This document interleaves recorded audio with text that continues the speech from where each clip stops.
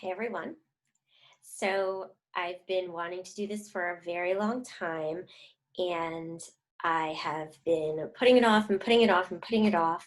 And in my yoga class this week, my instructor, Ali, said that it's time to take imperfect action. And so what that means is just even though everything isn't the way that you want it, you still go ahead and you do whatever it is that you wanted to do. And for me, it was starting a podcast. I had this dream for a long time, maybe about 2 years, to start my own podcast. And I knew exactly what I wanted to talk about, and I knew the kind of guests that I wanted to have on. And I took like a million classes trying to how do you start a podcast? Like, what do you need? What do you do? It's just beyond me, I guess. I don't know. I could not figure it out. I'm having the worst time with it, and so I kept putting it off and putting it off and putting it off, and I just was feeling bad about myself because I see other people who are living their dreams and fulfilling their dreams, and I just wasn't fulfilling mine. And so I taken a bunch of other courses over quarantine trying to help me, right? I tried to work on my website and all the stuff that I had planned, and it just wasn't working out. And so I just kept putting it off. And when Ali said that in class this week, like, take imperfect action, right? It doesn't have to be perfect. You're never going to have everything lined up exactly the way that you want it. So you just have to do it. So I know I can record something on my computer, and I know that I can upload it to YouTube. And I have a YouTube page, which I haven't done much with. It's not really all set up the way that I want that either. But I know that I need to take this step, and that my first one is probably not going to be my best one, and that's okay. And we'll just get better with time, just like anything else that you do. So here we are. Welcome to my first podcast. Not really sure what we're going to call it, but it's called How Do You Deal? Right? And it's all about sharing how you deal with things, because newsflash, we all have shit we have to deal with. And sometimes life throws stuff at us. Hello, quarantine. And sometimes we throw stuff at ourselves. And so whether it's something that you've created yourself or has fallen into your lap, there's always going to be something that you're going to need to deal with in your life. And it's going to try and stop you from living the life that you want. And literally everyone has this. And I think that sometimes we think that the problem that we're experiencing is solitary, right? It's our own. No one else experiences this. No one else knows how I'm feeling.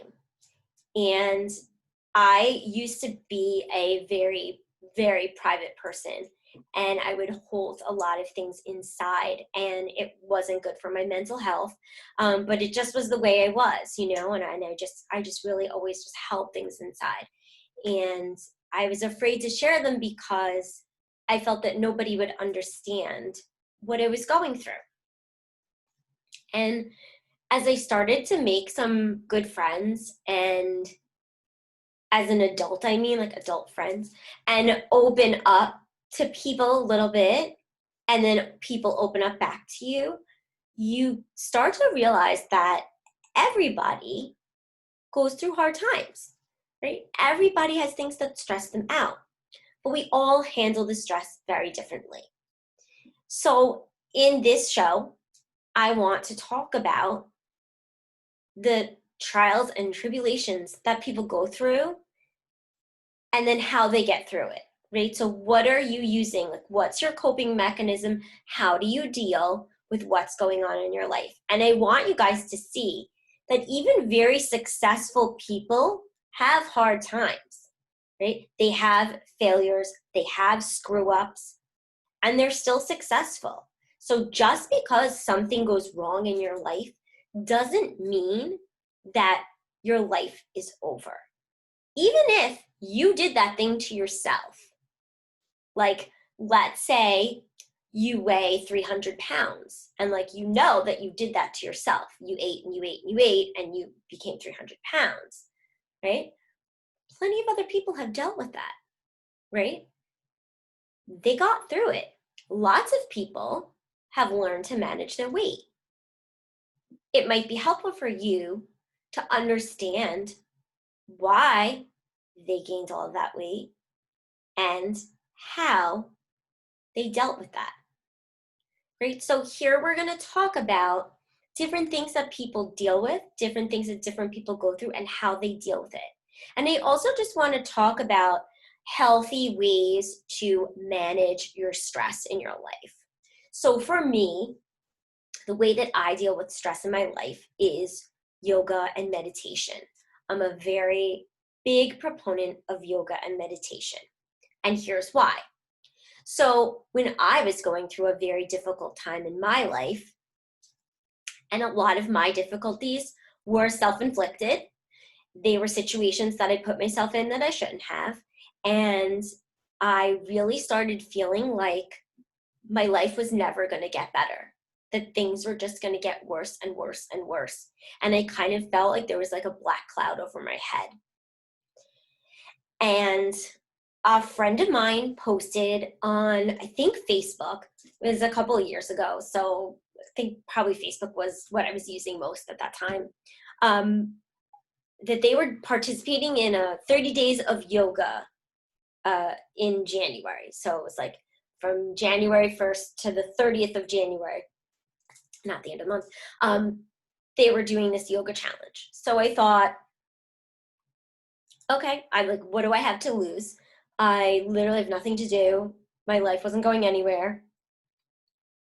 Let's just do this 30 days of yoga thing. And like I had done yoga before, but I don't know, just like in a gym or with my friends or whatever, like nothing really like crazy seriously about it. So I said, let's try it. I have nothing to lose. And I started doing this 30 days of yoga. So it was like every day you were committing to doing a yoga practice, and they gave you exactly like what yoga practice you were supposed to do each day. And I really got into it. And I felt like for those 30, 40, 50 minutes that I was on the mat each day, like my problems went away. And I could have a clear head, and I just focused on the yoga that I was doing at that moment. And then it somehow felt easier to deal with all of the other stuff that I was dealing with.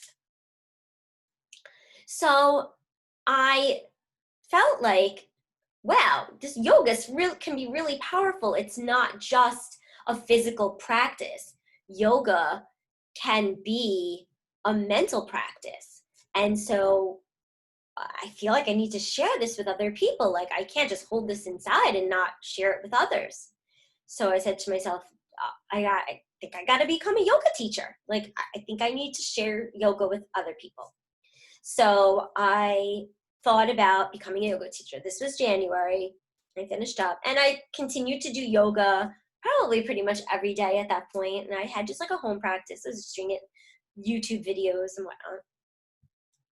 And I decided that I needed to become a yoga teacher, but didn't really do anything about it. And then over the summer, that summer, I got an email from a local yoga studio that I had been to maybe a couple of times, and they were advertising that they were starting their very first yoga teacher training. And I said, interesting. They were having an information session. You got a free yoga class with the information session. So I said, hey, why not? It's free. And so I went, I took the class, I sat for the information session. It sounded really interesting. And then I thought, and I thought, and I thought, and I thought, and I thought, and I thought, and I thought. And my main thought was, like, who am I to become a yoga teacher? Like, I don't really know very much about yoga. I've been practicing religiously for that long of a period of time. You know, my body isn't like in the best shape ever. So like, how do I become a yoga instructor? Like how's that going to work? I don't know. And I just kept putting it off and putting it off. And the owner of the yoga studio emailed me and was like, listen, you know, the class is filling up. I just need to know, like, if you're in or you're out or whatever. And I said, you know what, I'm just gonna do it. And I pulled the trigger, put down the deposit, and you know, it's a lot of money just for anybody out there looking into a yoga teacher training. Like, it is expensive. But I signed up and I decided to do it, and it was a lot of work. It's not easy going through the training, but at the end, like, I got a certificate that says that I can be a yoga teacher and I can teach others the art of yoga. And as I learned in the training, yoga really isn't a physical practice, it is a mental practice. The physical is a means to an end of calming the mind. So, how do you deal? I do yoga, and the physical practice helps to calm my mind. Also got into meditation after the teacher training. Sometime after, I got involved in it in meditation again. I think I got an email about an app that was coming out, and I participated in being an ambassador for the app, and you got free, you know, access to the app, and I just got really into it and loved it. So just another way that I deal. So, of course, I want to hear from you guys, and I want you guys to tell me, like, what's triggering you, right? Like, what's getting you, what's stopping you, what is the thing that's holding you back, what's going on in your life that you feel like you can't overcome, or it just doesn't seem that anything you do is helping you to get over that hump. So I want you guys to share with me all of those things that you're feeling, and then that way I can put out more content that's directed exactly for what you're looking for. So I have quite a few people already lined up to do interviews because of quarantine. A lot of them may be video chats, but I think you'll still get a lot out of it. And we're just going to talk to a bunch of different people in a bunch of different professions at a bunch of different success levels.